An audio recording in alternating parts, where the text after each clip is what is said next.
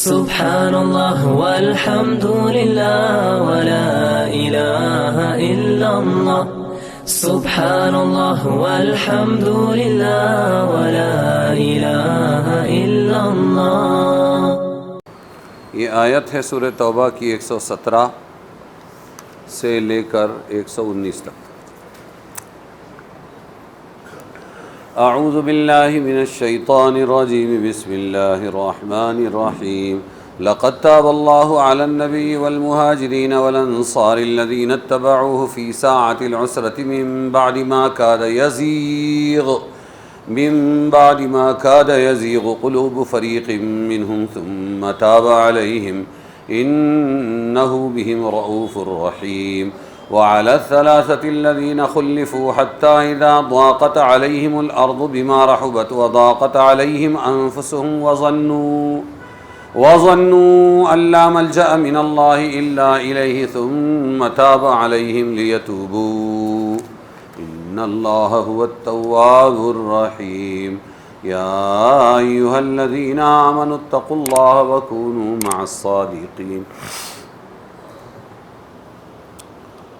اللہ مہربان ہوا نبی پر۔ توبہ کے معنی مہربان کے بھی آتے ہیں۔ اللہ مہربان ہوا نبی پر۔ لقد تاب اللہ علی النبی، اور مہاجرین اور انصار پر جو ساتھ رہے نبی کے مشکل کی گھڑی میں،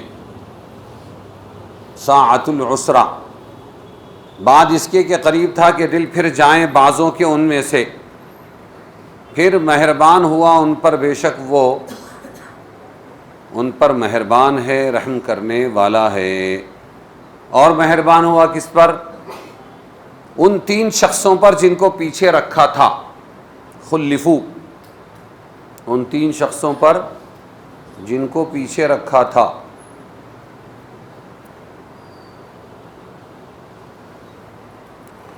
یہاں تک کہ جب تنگ ہو گئی ان پر زمین، باوجود کشادہ ہونے کے اور تنگ ہو گئی ان پر ان کی جانیں، زمین بھی تنگ ہو گئی اور جانیں بھی تنگ ہو گئی، اور سمجھ گئے کہ کہیں پناہ نہیں اللہ سے، لا ملجأ من اللہ الا الیہ، مگر اسی کی طرف، پناہ اللہ ہی کی طرف۔ پھر مہربان ہوا ان پر تاکہ وہ پھر آئیں، بے شک اللہ ہی ہے مہربان رحم والا۔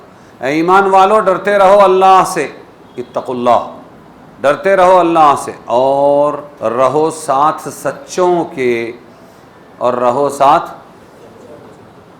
سچوں کے۔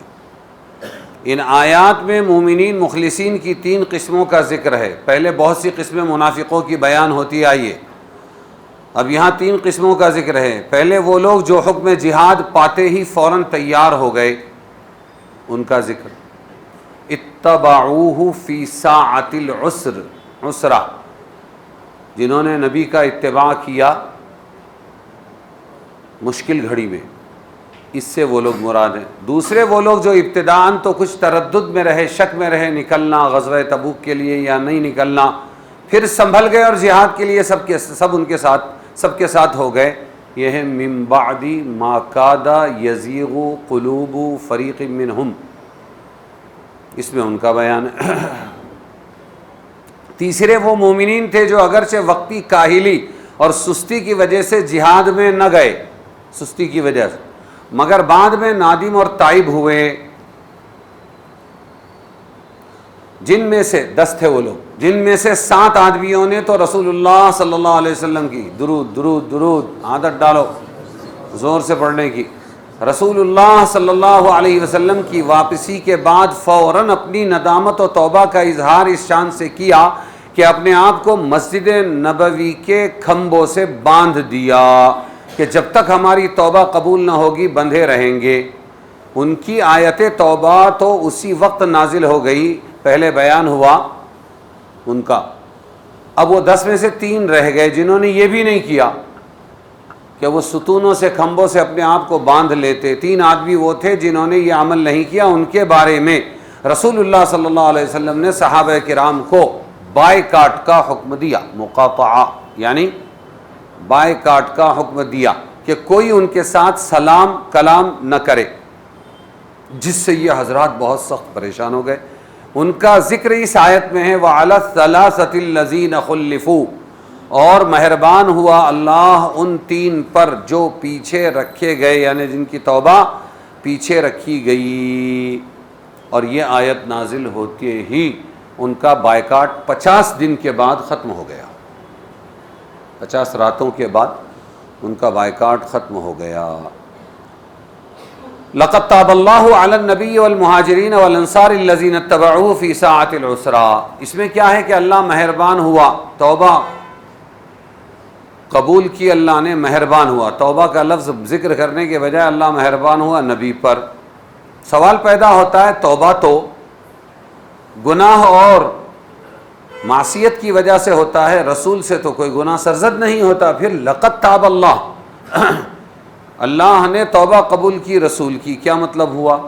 مطلب اس کا یہ ہوا کہ اللہ مہربان ہوا کہ گناہ کرنے کی نوبت ہی نہیں آئی۔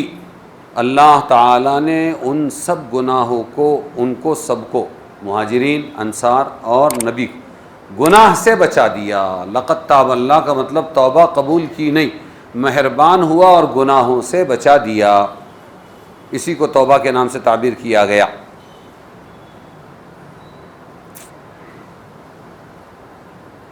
ایک بات تو یہاں سمجھ میں آئی، کیا؟ توبہ کی حاجت اور ضرورت سے کوئی شخص بے نیاز نہیں ہے، توبہ کی حاجت اور ضرورت سے کوئی شخص بے نیاز نہیں، یہاں تک کہ رسول اللہ صلی اللہ علیہ وسلم اور آپ کے مخصوص صحابہ بھی توبہ سے بے نیاز نہیں ہیں۔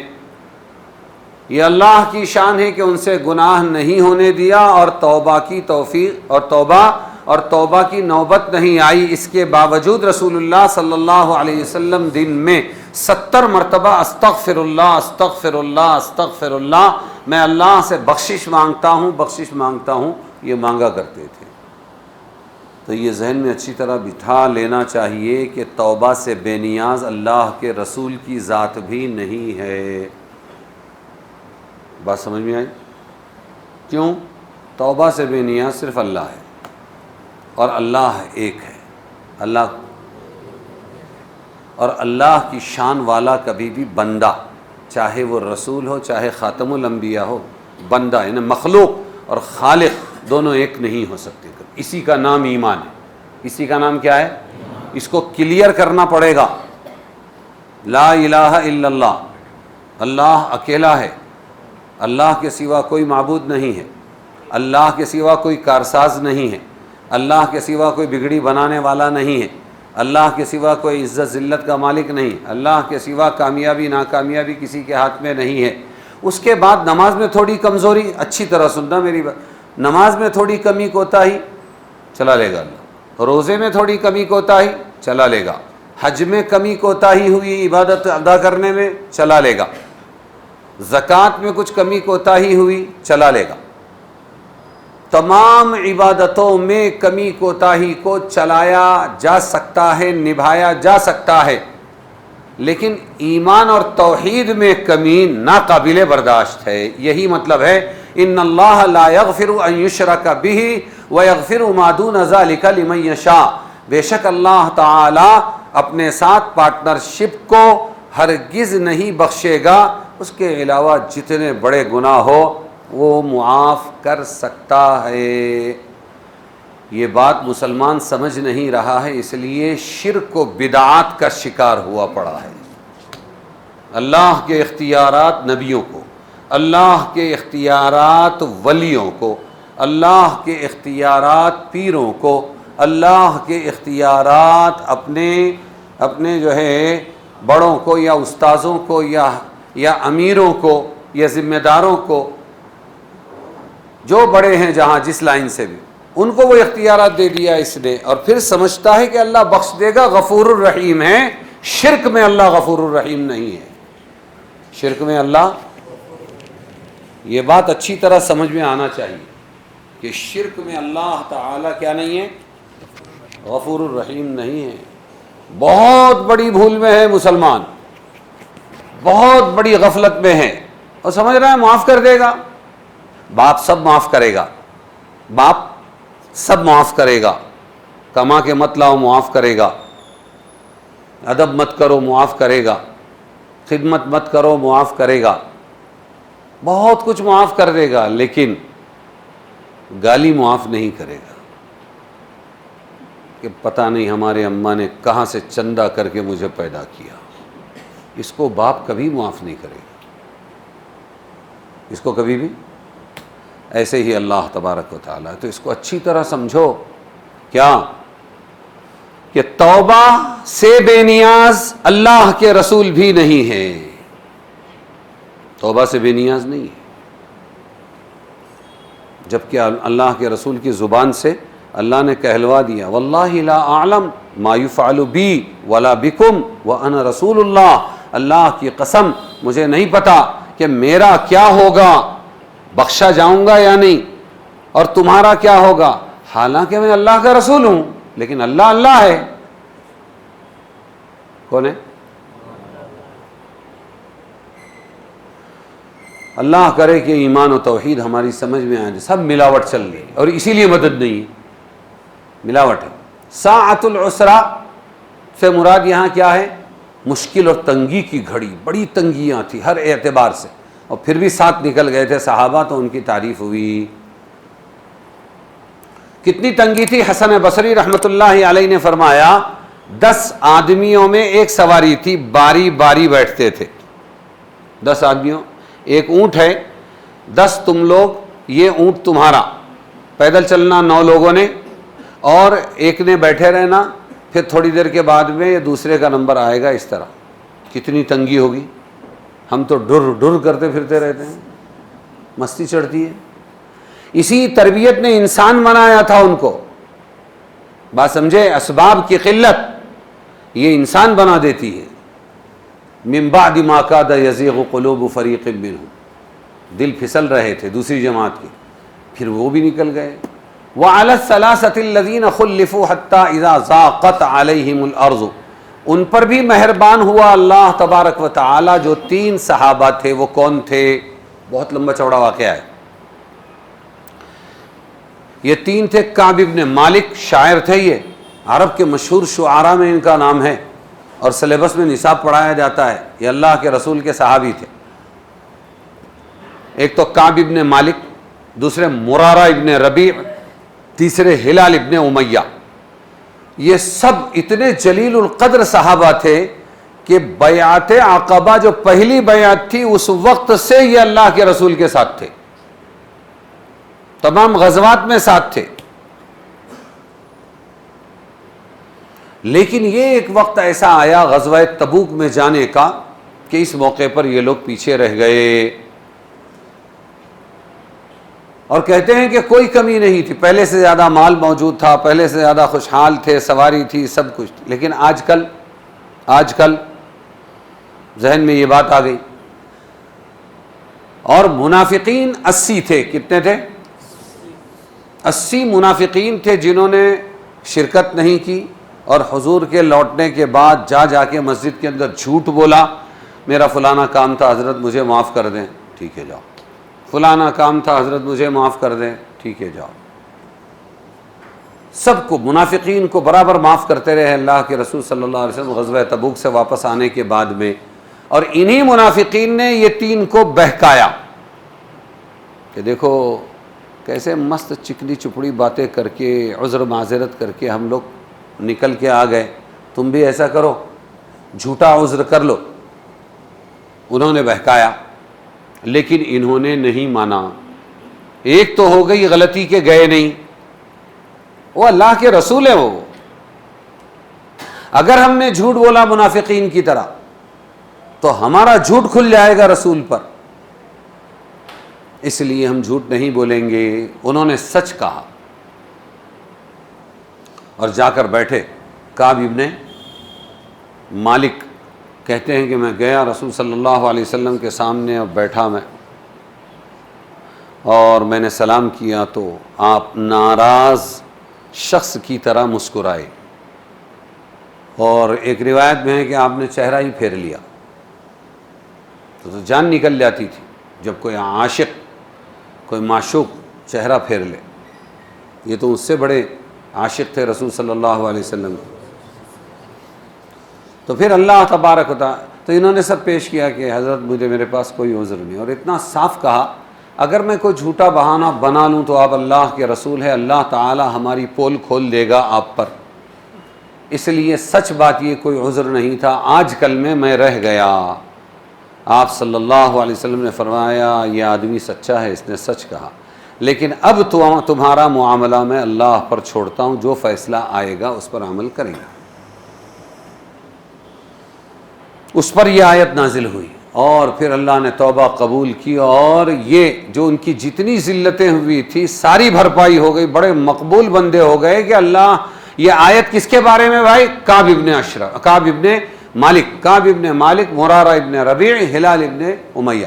تو استغفار جو ہے, معافی مانگنا, بندوں کے نزدیک ہو یا اللہ کے نزدیک, یہ عزتیں گھٹاتا نہیں اور بڑھا دیتا ہے.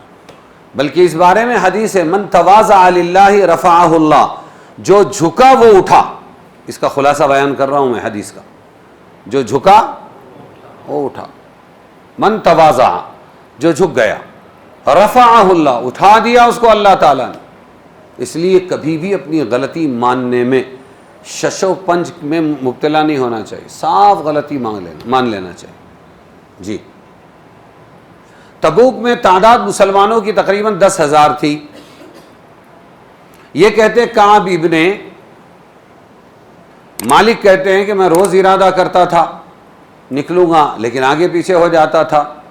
اب مدینہ میں جب نکلتا, وہ تو بوڑھے تھے, جلدی نکلتے نہیں تھے دونوں, میں نکلتا تو میں دیکھتا کہ مدینہ میں 2 ہی قسم کے لوگ بچے, باقی سارا مدینہ خالی ہو کے تبوک 700 کلومیٹر چلا گیا. یا تو منافقین ہے, اور یا ایسے معذور شخص تھے مسلمان جو سفر ہی نہیں کر سکتے تھے. اب مجھے اپنا اندرون کھانے لگا, میں بڑا پریشان ہو گیا. اور حضور صلی اللہ علیہ وسلم کو رستے بھر میں کبھی آپ نے تذکرہ بھی نہیں کیا کعب ابن مالک کا, کوئی لسٹ بھی نہیں تھی, جو چھپنا چاہے چھپ سکتا تھا.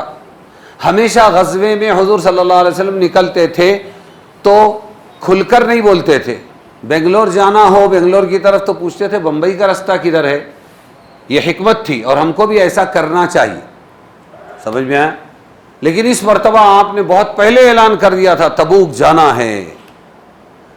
تو یہ کہتے ہیں کہ آپ صلی اللہ علیہ وسلم نے رستے میں تو نہیں پوچھا, جب وہاں پہنچ گئے تبوک, ارے کعب ابن مالک کا کیا ہوا, کہاں رہ گیا؟ سننے والوں نے بات پہنچائی پھر بعد میں.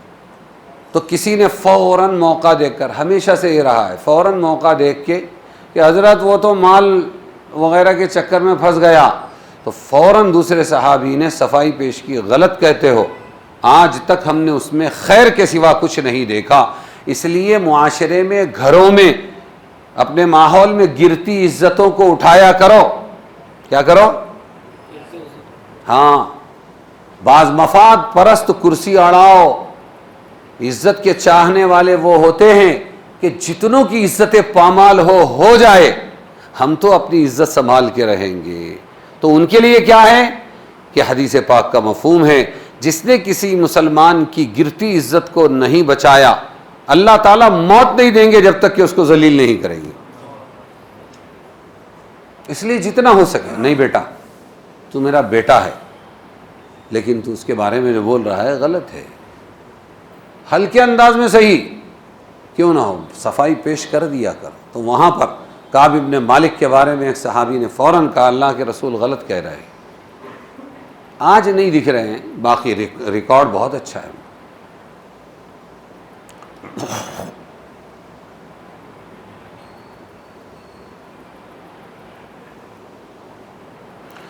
یہ کہتے ہیں جیسے ہی حضور نے فرمایا جاؤ اب تمہارا فیصلہ اللہ کے حوالے میں, اٹھا تو صحیح, بنو سلمہ کے 2 آدمی میرے پیچھے پڑ گئے. انہوں نے کہا آج تک کیا یار, کیا صاف ستھری زندگی گزاری ہے اس آدمی نے. ایک کہہ رہا ہے دوسرے کے سامنے, کعب ابن مالک کا کیا ایک دم صاف ستھرا ریکارڈ ہے, کتنی قربانیاں دی اسلام کے واسطے, اور خالی ایک غلط, خالی ایک غلطی کے واسطے اللہ کے رسول معاف نہیں کر رہے ہیں. تو یہ آگ لاوے، کیا بولیں گے ان کو؟ یہ ہر جگہ رہیں گے، ہمیشہ رہیں گے، ان کے بہکاوے میں نہیں آنا. تو کچھ لوگ تو آگ لاوے ہوتے ہیں، کچھ لوگ ٹیمبا لاوے ہوتے ہیں. آگ چھوٹی ہوتی ہے مشال، اور کچھ لوگ کیا ہوتے ہیں؟ بہت بڑا ٹیمبا لگا دیتے ہیں. وہاں آدمی نے بیلنس ہو کے اپنے آپ کو اور صحیح اور غلط کو پہچاننا، جیسے انہوں نے پہچانا کہ وہ ورغلا رہے تھے لیکن یہ بہکے نہیں. جاؤ بھائی اپنا کام کرو، جاؤ اپنا کام کرو. مرارہ ابن ربیع رضی اللہ عنہ کیوں پیچھے رہ گئے تھے؟ تو لکھا ہے کہ ان کا باغ پک رہا تھا کھجوروں کا اس وقت، اور یہ وقت سال بھر کی کمائی کا ہوتا ہے. اس لیے انہوں نے سوچا زندگی بھر ہم تقاضوں پر چلتے رہے، اس مرتبہ اگر نہیں گئے تو کیا ہوا، میں ذرا باغ میں لگ کر درستگی کر لوں. ہلال ابن امیہ کے خاندان والے متفرق تھے، وہ اتفاق سے جمع ہو گئے، پوری فیملی آ گئی. ان کے دل میں بھی یہ بات آئی کہ ہر سال تو جاتے تھے ہم، لیکن اس سال اگر نہیں گئے تو کیا بگڑ جائے گا، چلو اس مرتبہ فیملی کے ساتھ میں وقت گزار دیتے ہیں. اب یہ دو بزرگ، یہ بڑی عمر کے تھے، جب ان کو ایسا کرتے دیکھا تو یہ کعب ابن مالک نے بھی ان کی تقلید کی اور اپنے گھر میں رہ گئے. ان کے پاس کوئی عذر نہیں تھا، نہ باغ تھا نہ خاندان کا مسئلہ، بس یہ دونوں کو دیکھ کر یہ بھی رک گئے. سمجھ میں آیا کہ نہیں؟ اس پر یہ پکڑ ہوئی، گھر پر رہ گئی ہے. بات سمجھے؟ دفع دخل مقدر کرنا بہت ضروری ہے. کوئی آج کل کے خروج والے، نکلنے والے، نکالنے والے، اس کو عذر بنا کر، اس کو دلیل بنا کر یہ کہہ سکتے ہیں کہ آپ کا ہر سال کا چلہ لگنا ضروری ہے، ہر سال 4 مہینہ لگنا ضروری ہے، ہر مہینہ 3 دن لگنا ضروری ہے. یہ قیاس مع الفارق ہے، غلط ہے. یہ اللہ کے نبی کی موجودگی میں ڈائریکٹ جہاد ہے، کوئی تعویل نہیں ہے حدیث میں، قرآن کی آیتوں میں. اللہ کے نبی کے ساتھ نکلنا، ڈائریکٹ جہاد کے لیے نکلنا. اور ہمارا جو کام ہے وہ کام اس صدی کے اندر پیدا ہوا ہے، وہ اصلاح مسلمین کا کام ہے. اس نکلنے کا بھی ثواب ہے، لیکن اس ثواب میں، اس جہاد میں، اس نکلنے میں اور اس نکلنے میں زمین آسمان کا فرق ہے. ارے سمجھے کہ نہیں سمجھے؟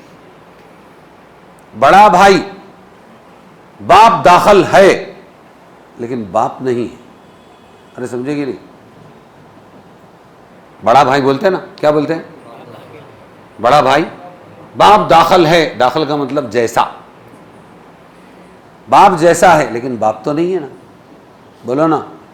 اس بات کو اچھی طرح یاد رکھنا، کہیں کی اینٹ کہیں کا روڑا، بھان متین کنبا جوڑا نہیں ہونا چاہیے. ہاں یہ ظلم ہے. ہر چیز کو اس کی جگہ پہ رکھو.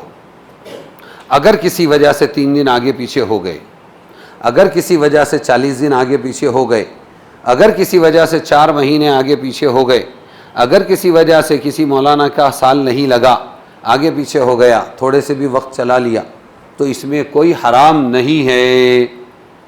یہ کسی قرآن کی آیت سے ثابت نہیں ہے جو ہمارے میں 3، 40، 4 اور سال وغیرہ کہہ رہا ہوں. یہ قرآن کی آیت سے یا حدیث سے ثابت نہیں ہے. یہ ان احادیث کی روشنی میں دین کی محنت اور اصلاح نفس اور کیا اصلاح مسلمین کا ایک سوچا سمجھا پروگرام ہے جو آئیڈیالوجی بدلتی رہے گی. اگر کر لیں گے تو ثواب ضرور ملے گا، نہیں کریں گے تو کوئی عذاب و عتاب نہیں ہوگا. بات صاف ہے، سمجھ لو. بہت ناپ تول کے بول رہا ہوں، اور اس لیے بولنا پڑا کہ لوگ اپنی بات منانے کے لیے، بلکہ گھول کے پلانے کے لیے اور اٹھا کے لے جانے کے لیے پھر جہاں سے جو دلیل مل سکتی ہے وہ لے لیتے ہیں. ان میں اتنی تمیز نہیں ہوتی کہ کیا نص ہے، کیا منصوص ہے، کیا غیر منصوص ہے، اور کیا قرآن سے ثابت ہے اور کیا ہمارے اپنے بزرگوں کا بتایا ہوا نصاب. صرف تبلیغ کے بارے میں نہیں بولتا، اس سے پہلے بھی میں نے کہا ہے وہ بات تھی ہمارے جو آج کل کے پیر لوگ اور ہمارے بزرگ لوگ جو اب ذکر کی تلقین کرتے ہیں، لا الہ الا اللہ، لا الہ الا اللہ، وہ بتاتے ہیں نا 13 تسبیح وغیرہ، تو یہ کسی حدیث و قرآن سے ثابت نہیں ہے، لیکن اس کا مطلب یہ بھی نہیں ہے کہ یہ ناجائز ہو جائے۔ بھائی علاج کی حد تک ہمارے ڈاکٹروں کی دوا جتنی جائز ہے، شافی تو اللہ تعالیٰ ہے، اسباب کے درجے میں جتنا ان لوگوں کی دوا ڈاکٹروں کی جائز ہے، اتنے ہمارے بزرگوں کا یہ تزکیہ نفس کا طریقہ، اپنے نفس کو مانجنے کا طریقہ، یہ بھی اپنی جگہ جائز ہے، لیکن حد کے اندر ہو، حد سے باہر نہ ہو جائے۔ تو یہ بات بہت ضروری تھی، اس لیے میں نے کہہ دی کہ انہوں نے کہا تھا اس سال ہی نہیں گئے تو کیا ہوگا، وہ جہاد تھا، اللہ کے رسول کا حکم تھا، اس کو اس پہ قیاس نہیں کر سکتے۔ اب یہ کہتے ہیں کعب ابن مالک رضی اللہ عنہ کہ حضور نے فرما دیا ان کو کوئی سلام نہیں کرے گا، یہ تینوں کو، اور سلام کا جواب بھی نہیں دیں گے اور بات بھی نہیں کریں گے۔ اور آگے چل کے جب تقریباً کئی راتیں گزر گئی تو یہ فرمایا کہ بیویاں بھی بول دو ان کو کہ اپنے سے جدا کر دے وے، ایک گھر میں بیوی میاں نہیں رہے، دو تو بوڑھے تھے، یہ جوان تھے کعب۔ یہاں تک کہ بات آ گئی، سمجھے؟ تربیت کا راستہ ہے، یہ کون سا راستہ ہے؟ تربیت کا۔ خوش نصیب ہوتے ہیں وہ بچے جو اپنے باپ کی سختی کو تربیت سمجھ کے پی جاتے ہیں، آگے انہی کا راج ہوتا ہے۔ بد نصیب ہوتی ہے وہ اولاد کہ جو اپنے ابا کی سختی کو دشمنی پر محمول کرتے ہیں، زندگی بھر کے لیے محروم ہو جاتے ہیں۔ کیا ہو جاتے ہیں؟ یہ تربیت ہے۔ دیکھو اللہ کے رسول رحمت للعالمین ہے، بائیکاٹ کون کر رہے ہیں؟ او بھیا، بائیکاٹ کون کر رہے ہیں؟ رحمت للعالمین۔ کون؟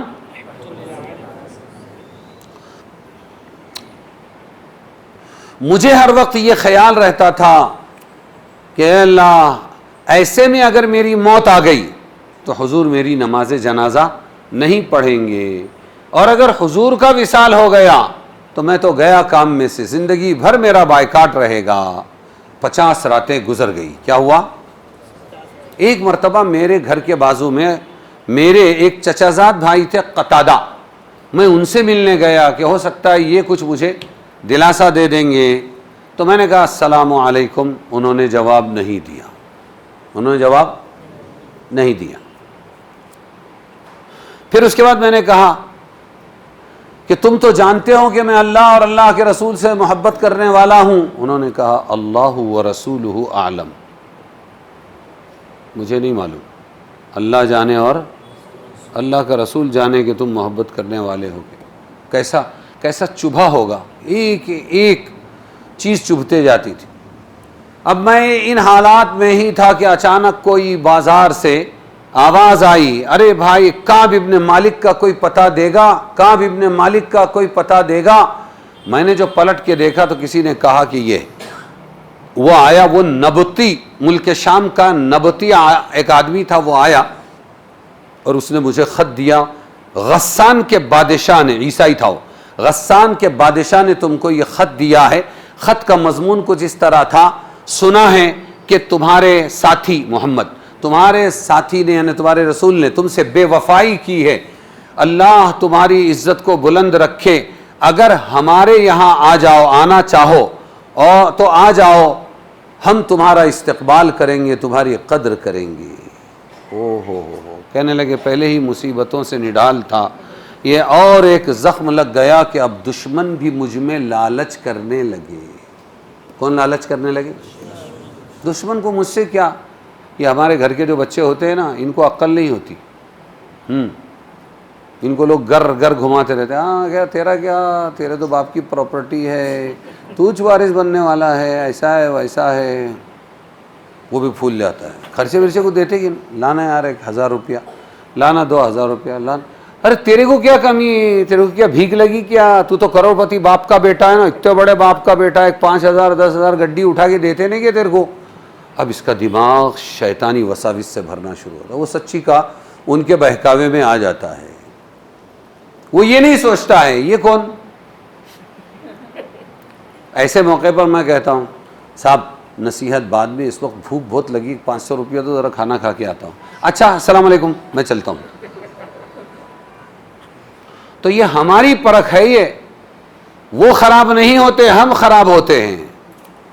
صحابہ کتنے پکے تھے. انہوں نے وہاں بازو میں ایک تندور جل رہا تھا، کوئی ہوٹل ویٹل ہوگی کچھ بھی ہوگا، تندور جل رہا تھا، سیدھا یہ خط لے جا کے تندور میں ڈال دیا. کیا کر دیا؟ جلا دیا. اے اللہ ایسی مصیبت کہ اب مجھ میں اتنا گر گیا کہ دشمن بھی طمع کرنے لگے مسلمان کے لیے. اس سے بڑی بے غیرتی اور کیا ہوگی، بڑا فتنہ. ہاں 50 راتوں کے بعد فجر کی نماز میں، اچھا نماز وہی پڑھتے تھے حضور صلی اللہ علیہ وسلم کے پیچھے، لیکن نماز قریب پڑھ کے دیکھتے تھے کہ حضور دیکھ رہے ہیں یا نہیں. سلام کرتا تھا تو جواب کے لیے میں ہونٹ دیکھتا تھا ہل رہے ہیں یا نہیں ہل رہے. اور جب میں مشغول ہو جاتا تو میں برابر محسوس کرتا کہ حضور مجھے دیکھتے تھے. سمجھ میں آیا؟ اتنی محبت تھی. لیکن اللہ کا حکم، وٹ حکم شاہی فرمان، اللہ اللہ ہے، رسول رسول ہے. یہ کہتے ہیں میں 50ویں رات کے بعد فجر کی نماز پڑھ کے اپنی چھت پر بیٹھا ہوا تھا کہ سلا وہاں ایک پہاڑ تھا، ابھی ہے یا نہیں پتہ نہیں، جبل سلا ہے وہاں لکھا ہوا ہوتا ہے مدینہ میں. تو وہ پہاڑ پر سے اچانک آواز آئی، خوشخبری ہو کعب ابن مالک، بشارت ہو بشرا لک یا کعب ابن مالک. میں نے وہ جب میرا نام سنا اور خوشخبری سنی تو میں چوکنا ہوا. میں نے دیکھا کہ کوئی آواز دے رہا ہے، پتہ چلا وہ حضرت ابو بکر صدیق رضی اللہ عنہ، اور ان کے ساتھ ایک دوسرے تھے وہ حضرت عمر رضی اللہ عنہ. یہ دونوں سب سے پہلے آئے ہیں خوشخبری سنانے کے واسطے. تو میں فوراً سجدے میں گر گیا. کیا ہو گیا؟ کہ اللہ تو نے میری توبہ قبول کر لی. اور جب حضور صلی اللہ علیہ وسلم کے پاس میں گیا، مسجد کے اندر سب نے گھیرا ہوا تھا، سب خوشیاں منا رہے تھے کہ ہمارے بھائی کی توبہ قبول ہو گئی ہے، ان کی بھی، ہلال ابن امیہ وغیرہ سب. تو وہ بیٹھے ہوئے میں سب سے پہلے طلحہ ابن عبید اللہ کھڑے ہوئے، اور انہوں نے کھڑے ہو کر میری طرف وہ لپکے اور میرا استقبال کیا. آؤ بھائی مبارک ہو، تمہاری توبہ قبول ہو گئی. یہ کہتے ہیں میں زندگی بھر طلحہ ابن عبید اللہ کا وہ استقبال نہیں بھول سکتا. اس لیے کچھ باتیں یاد رکھو، اپنوں میں پرایوں میں ایسے موقع آئے تو عزتوں کو سنبھالا کرو، خوش دلی سے ملا کرو. گڑ نہیں دیتے گڑ سی بات تو کرو. The first impression is the last impression. یہ فرسٹ امپریشن تھا زندگی بھر یاد رہا. میرا محسن طلحہ جس نے اٹھ کر میرا استقبال کیا. ہر ایک سوچتے ہیں نا، منہ دیکھتے ہیں نا، ہم نے بائیکاٹ جھیلا ہے، 2 سال تک ایسا بیٹھے ہیں مشوروں میں جا کر. ہاں امیر صاحب جو غریب صاحب بن گئے وہ بیچارے بیٹھے ہوئے ہیں، اور ایک کی مجال نہیں مجمع کے اندر کہ وہ رائے دے دے ہوئے کہ بھئی تعلیم ان کی ہو جاوے، عصر کے بعد بات ان کی ہو جائے، فلانا. منہ دیکھ کر اللہ قبر میں کام نہیں آنے والا ہے. 2 سال بائیکاٹ جھیلا ہے ہم نے. وہ تو اللہ کی شان ہے، جہاں تھے وہیں رکھا اللہ تعالیٰ نے. تو ایسے موقع پر امتحان ہوتا ہے کہ یہ ایمان والے کو دیکھتا ہے، اللہ کو دیکھتا ہے، یا امیر غریب صاحب کو دیکھتا ہے. سمجھ میں آیا؟ تو یاد ہے ان کو، کہتے ہیں طلحہ ابن عبید اللہ کا وہ استقبال مجھے آج تک یاد ہے، میں بھولا نہیں اس کو. سب سے پہلے اٹھ کر انہوں نے مجھے گلے لگایا تھا. تو یہ ان لوگوں کا واقعہ ہے کہ اللہ مہربان ہوا ان تینوں بزرگوں پر. اللہ مہربان ہوا ان تینوں بزرگوں پر، اور اللہ تعالیٰ نے دیکھو ان کی توبہ بھی قبول کر لی. کس چیز کی برکت سے؟ سچائی. کس چیز نے نجات دلائی ان کو؟ سچائی نے نجات دلائی. اور اللہ ٹٹولتا ہے نا، تو اللہ نے امتحان لیا ان کا. کیا کیا؟ اور وہ کامیاب ہو گئے.